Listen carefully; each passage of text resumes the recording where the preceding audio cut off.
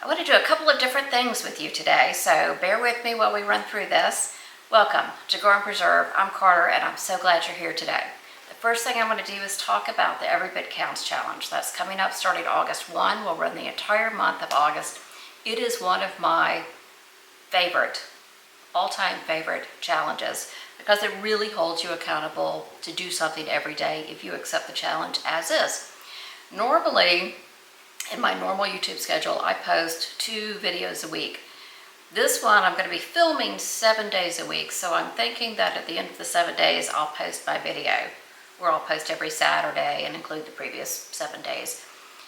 What I want to do for the second video, if you're game, and I hope you're game, I think you are, is post a video with pictures of things that you have done during this challenge.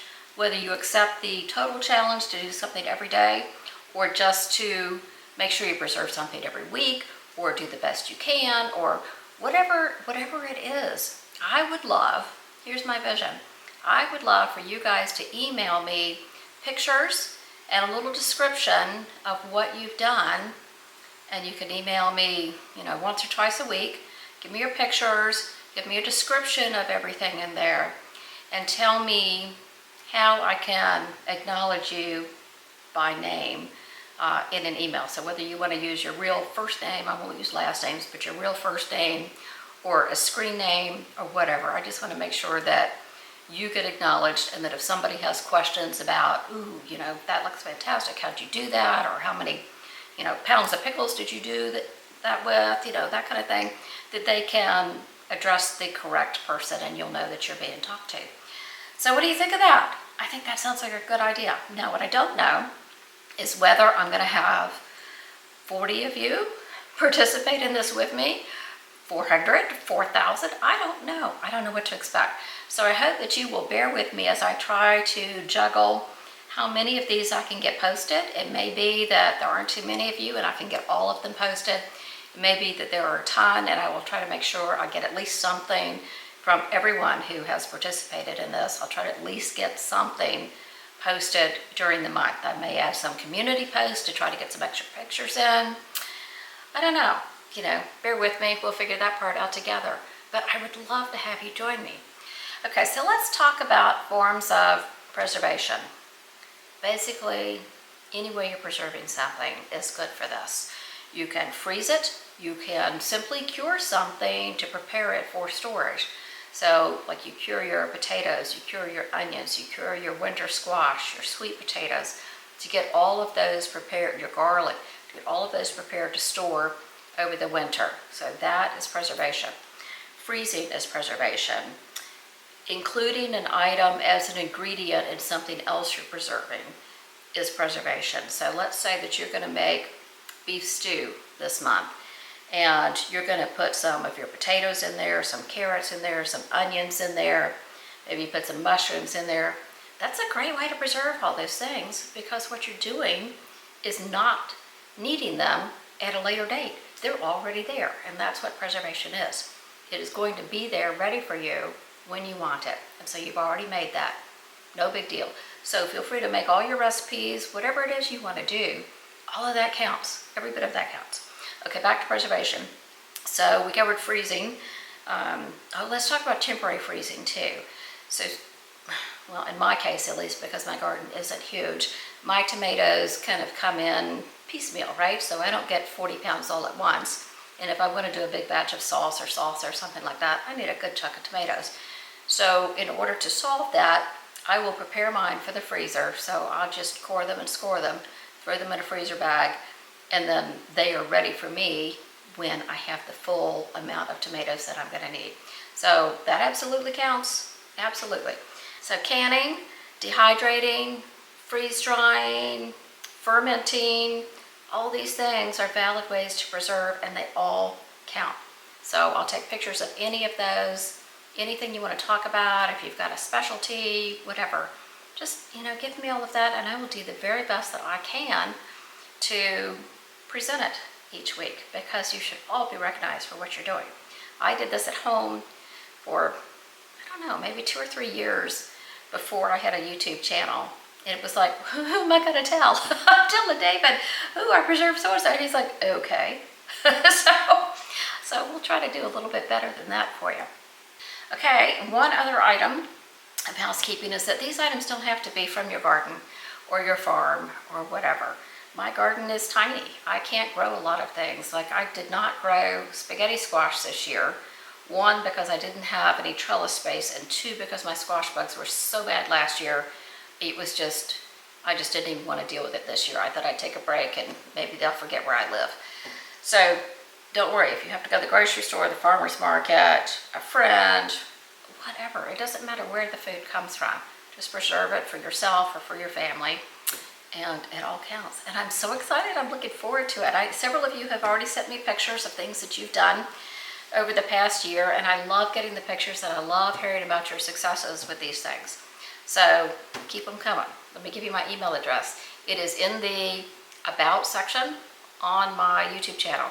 But for reference, it is carter@growandpreserve.com. So again, carter@growandpreserve.com. 1 to 2 emails a week is probably all I can handle. And I did want to make one special request. In the heading, just write the word challenge. That way I can search them, make sure I don't miss any. So challenge in the heading, your pictures, description of what you did, and a name by which I can call you and recognize you for your accomplishments. All right, so to give you a little inspiration, I'm going to put a link up above to my playlist from last year. That was August of 2022. That was my very first month on YouTube. So I was working my little tail off to put out some videos. So I'll put that up there, and then at the end of this video, I'm going to put a link to the video where I kind of wrapped everything up and showed you what I got done for the month. So hopefully you'll find some great inspiration in that, and it'll get you moving, and I'm so excited you're going to be going through this with me. Okay, all good? All right, I think we should go take a look at the garden. It is hot as Hades out there. I mean, it's like 96 degrees out there right now. So it will be a pretty quick tour. I did a little bit of a harvest last night, and I'm halfway through, well, completely through really, harvesting my slicers, and I thought, oh, I should have done a garden tour first. So we'll come back in after I get everything else, and I'll show you kind of what I got in the past 24 hours. So that's it. I'll see you outside. All right, we're going to start over here on the pepper side. These are my hot cherry peppers. You can see I've got several that are red in there. I'm definitely going to be doing some pickled peppers this month during the challenge. David loves those things in his salad, so we've got that covered. This is the jalapeno and returning flower bed. So the jalapenos are doing great. I'll take you over and show those in just a second. Now remember last month when I showed you that I had a leftover tomato and I was going to string it up and everything was going to be good? Well, that's aroma that has had no attention whatsoever. Needless to say, I never strung it up. So we'll see what it does. Maybe nothing, but that's okay. Alright, so let's get into some jalapenos. This is Craig's Grande. I talked about this in a recent video. They're just not very grande. So I don't know. It's my first year growing the Craig's Grande.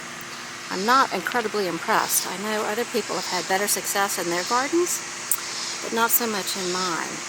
Now I'll take you over and show you some others. Now this is a Jedi, and look at the size of these peppers, and I'm not even going to pick that today because these can get even bigger. So Jedi, and Jedi is just super prolific. This is a Johnny's Seeds variety, and I just love it. So this is another Jedi. I mean, look at the size of the pepper. So that to me has worked so much better in my garden than the Craig's Grande. Now here's the Jalafuego. This one is so prolific, it's ridiculous. Peppers aren't quite as big as the Jedi, but there are just tons of them. I mean, tons and tons. And I pick these plants clean all the time. This is another Jalafuego. Look at all those peppers. They're everywhere. So I am not, here's another, I mean, this is the one that got eaten by the deer. It came back and is producing with a vengeance. So it's hard to argue with the Jalafuego or the Jedi in my book. So I'm not probably going to pick the jalapenos today. I'm going to save those because I am going to get to some salsa pretty early on. And I'll let them keep going, getting a little bit bigger. These are some Santa Fe Grand. I've had pretty good production on these this year. You can see I have several coming in. They are a little slow to color up for me, and I do like them when they color up because they make the jars of pickled peppers so pretty. So I have, here you go. This is the mystery pepper.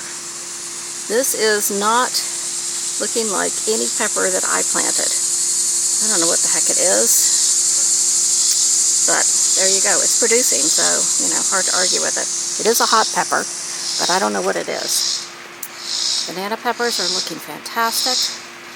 Definitely going to do some pickled banana peppers, throw some hot peppers in with them, make some pretty colored jars, maybe some fermented peppers.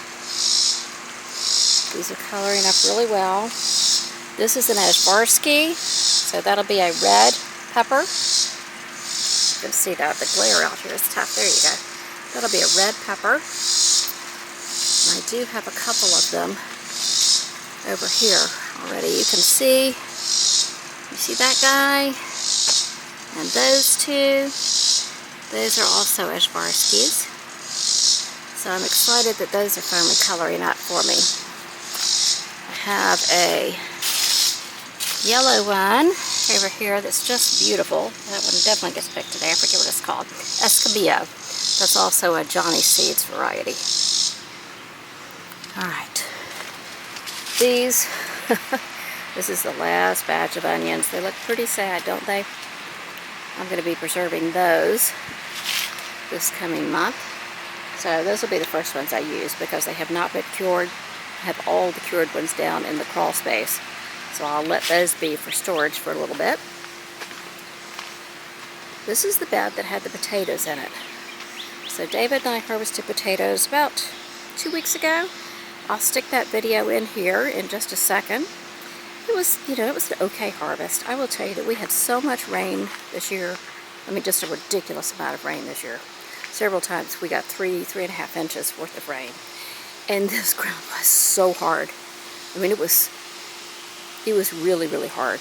And it was very clay-like underneath the first, I don't know, 3 or 4 inches. So anyway, this bed is going to be reserved for fall crops. It'll be the first place I plant my fall crops. Those I have already started, and they are in the crawl space. This is sweet potatoes. They're a little hard to see under here. They're not doing as well as they did last year. And I don't know whether that's because I have this cover on them from the very beginning or what. So I may or may not get any sweet potatoes this year. I'm hoping I will, but we'll see. Okay, these are the first batch of cherry tomatoes here, and they are everywhere. This one is called Sun Cherry. It's a really good tomato.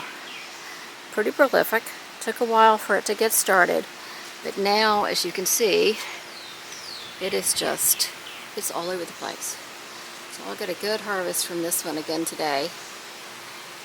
And I'm doing a lot of dehydrating of the cherry tomatoes because that's really how I like to use them best. If I don't eat them fresh, I like to have them dehydrated.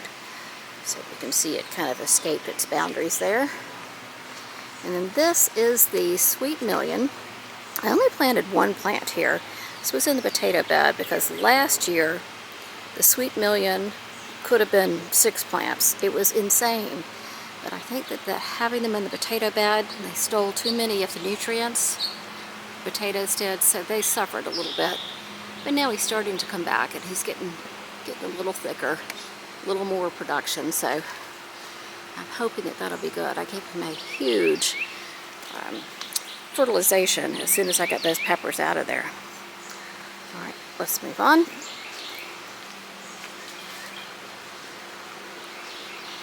All right, this is Roma bed number 1. It's a little wild. You can see lots of Romas in there. I've harvested a ton of these. I have a bunch of them inside, ripening up, because I've got some little critter It was really going after them. I have tons. Just tons and tons. So I'll pick a bunch of these today, bring them inside to ripen. You see they are everywhere. So I have 8 plants in this bed. And then I have another bed full of Romas as well for batch number 2.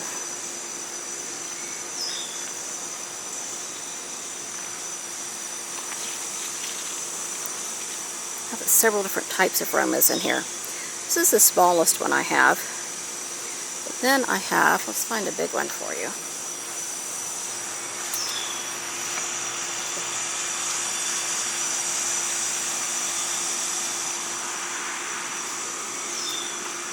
Kind of look at the size of those. Those are much bigger. So that sign unfortunately just says Roma. So I didn't mark it very well. I don't know which type of Roma it was. I know we had 3 or 4 different varieties. This is Martinez Roma, and it's a smaller one, so it's not that one. I don't know. I'll try to figure that out and let you know. Okay. Now we're on to the slicers, and these are finally doing really well. Okay, so these are some Brandywine Pinks. I just picked my first ripe Brandywine Pink last night. Like this one, it was caught between the 2 grapes. This one's loose. I had to pull apart the 2 grapes to get it out of there. But I'm finally getting lots of good fruit sap on the Brandywine Pink. So I am so excited about that. Look at the size of that one. That's pretty exciting. Really exciting. So my German Johnson has given me several, but I don't see but one new fruit set on there right now. So I'm really hoping I'm going to get more than that. This is the Sun Peach, one of our favorite varieties. We love that. It's been very prolific so far this year. And this is the Sweet 100.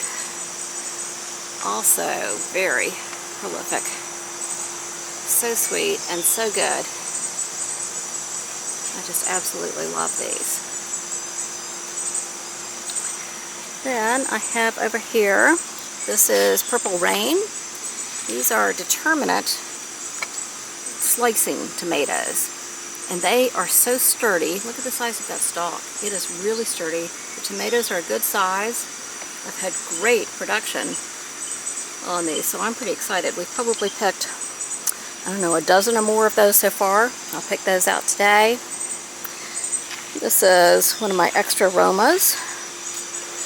Another extra Roma.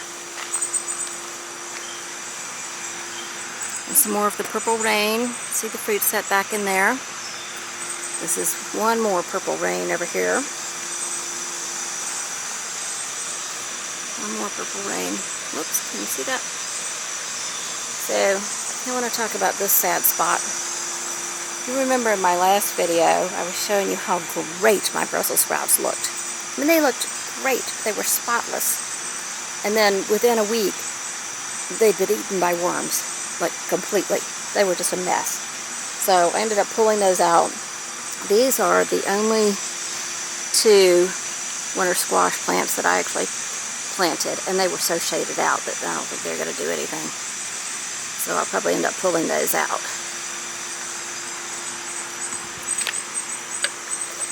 This is Roma bed number 2. So got a little pollinator around there. Lots of Romas going on. These have been in the ground for 6 weeks now. So I don't have huge production there. I do have a couple that are ripe over here. I thought I did. I must have pulled them last night. Anyway, I am getting some good fruit set on these. So those will pick up here pretty quickly, I think. And we'll go right over here.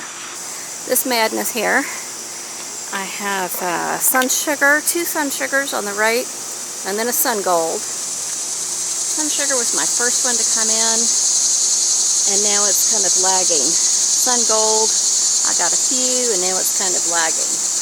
you can see, I do have some fruit set up there. So that will be okay. Berkeley pink tie-dye. I know it looks like I have nothing there right now. You can see some green tomatoes here. Green tomatoes here. I picked about half a dozen of these last night. And then this is an Anise Noir. I have a bunch of those coming in. Another big fruit set of them up there. That is a great tomato. It's almost like the pineapple tomato. It kind of has a, I don't know, a bicolor inside. I can't see it for the pickles. Gets to be this kind of yellowy peachy on the bottom. It's really quite nice. My pickles, I've only planted 2 pickle plants this year. And I may regret that. 3 last year was more pickles than we could eat. But 2 is not really coming in enough quantities at any given time for me to ferment them. So I may end up buying some pickling cucumbers. One more leftover Roma here. At least he's doing well. This is my crazy herb bed. He's gone absolutely berserk. So I have everything in there. Basil, oregano, thyme, sage, mint, unfortunately. Parsley. I think maybe that, oh, rosemary. I think that's it. It's gone a little crazy. And then, oh, see, there's that beautiful purple rain over there. It's a good looking tomato. It's tasty too. Okay, this is the craziness of the blackberries. We've gotten a bunch so far. Well, no, I take that back. A bunch for us, which is maybe, I don't know, a couple harvests of a few handfuls each. I know that sounds pathetic. These are still very young canes. This is their second year, or young plants. This is their second year. So I'm hoping that we'll get a decent crop by fall. And you can see I have a lot of red berries on there now, just waiting for them to turn black. And that next year I'll do a better job pruning them and staking them, and then hopefully we'll get significantly more berries next year.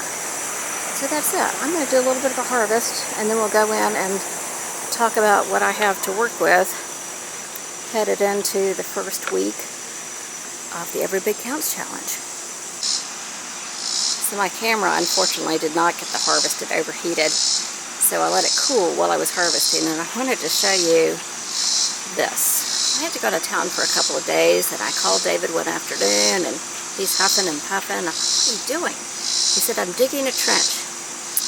I said, well, gee, why and where? So anyway, apparently it was kind of through my garden beds. That's the second trench that we have, because we've had so much rain. So anyway, I don't know what the outcome of that is going to be. I certainly hope he's not going to leave it like that, but it's entirely possible. We'll see y'all next month's garden tour.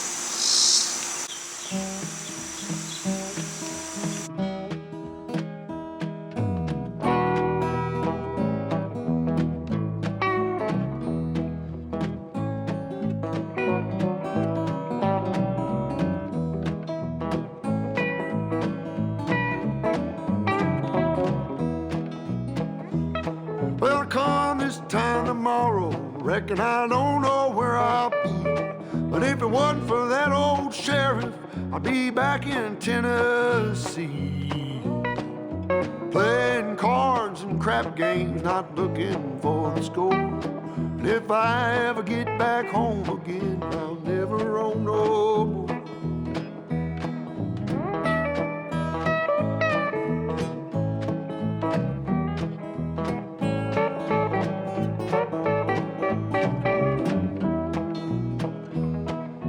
Gather round, you good time boys, listen to my song.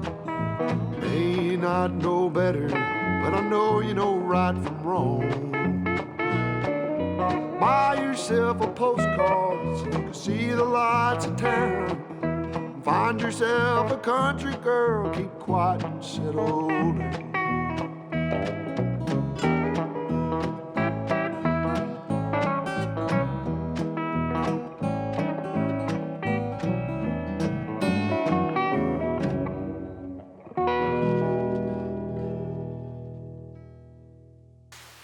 What do you think? Oh my gosh. who knew, just looking out there, you know, I have 8 garden beds, 4 barrels, and a couple of a couple of herb beds, okay? That's a lot of food to come out of those. So I'm sorry that my camera died. I love to watch a harvest, and I'm sorry I blew that one for you today. Camera just said no more. 6 o'clock at night, it is 94 degrees out there. So I kind of overheated myself as well. All right, so let's take a look at what we have. This is my first Brandywine Pink. It looks a little gnarly.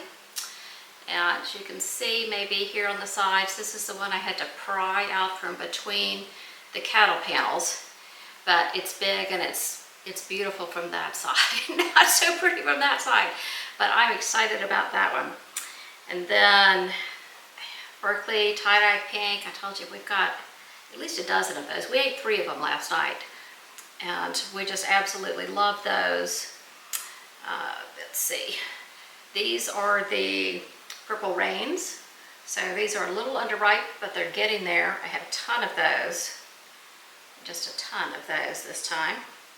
And then this, I think these 2, or however many that is put together, I think that these were Ananas Noir. So we'll see. I don't know. There's a lot of cracking. You know, all this rain we've had has just been tough on the tomatoes. It's been good for them, but it's also been tough. So I had a ton of cherry tomatoes. I'm so excited. Love to eat those fresh, and I love to dehydrate those, so I'll be doing a lot of that. I had a bunch of Romas. Here's what I was trying to show you. I don't even know if the camera was still working at the time. You know, the difference in the type of Romas that I have out there. I think that this is Italian Roma, and I think that this is seed from a friend from a couple of years ago. But you can see these are different, they're bigger, they're meatier. I really like them, but unfortunately I didn't do a fantastic job of marking them by the time I got them to the garden. So, you know, it is what it is. I got a bunch of hot peppers. I'm going to be doing some pickling of banana peppers. I'm probably going to can those rather than do quick pickles. I'm going to make them really hot. Let's see. Some hot peppers, all the red hot cherry peppers. So that'll be a good time. And then I have some sweet peppers. These are, no, not that one. These are Ashbarsky, and this one was, what did I tell you this was? Escamillo. This is definitely from Johnny's Seeds. This may or may not be. I'll have to take a look at that. So that was my harvest. Oh, and I went ahead and harvested all those onions. I had one that had rotted in the ground, and that's what I was afraid of with all the rain, because those strange little beds, they're not irrigated, so it was only rain that they get, but they don't drain very well either. So I went ahead and harvested those, and they are out on the porch trying to dry up just a little bit. And this is what I'm going into the first week of August and the Every Bit Counts Challenge with. So I think we'll be doing a lot with this. These clearly need to come a long way, but I do have a whole batch in the dining room that's been ripening on the dining room table for, I don't know, 4 or 5 days. So I'll be able to do something with them fairly quickly. All right, July is almost done, and we are just barely into August. So get ready to start on August 1st. I'm going to put a link to my final wrap-up video from last year of all the things that I got canned. And you might want to start there and get some inspiration. Not everything is a big deal. Seriously, sometimes you just slice up some cherry tomatoes and put them on the dehydrator. Hey, you know what? It's preserving that food. So take a look at the video, see if it gives you any inspiration, and I will see you back here for the Every Bit Counts Challenge.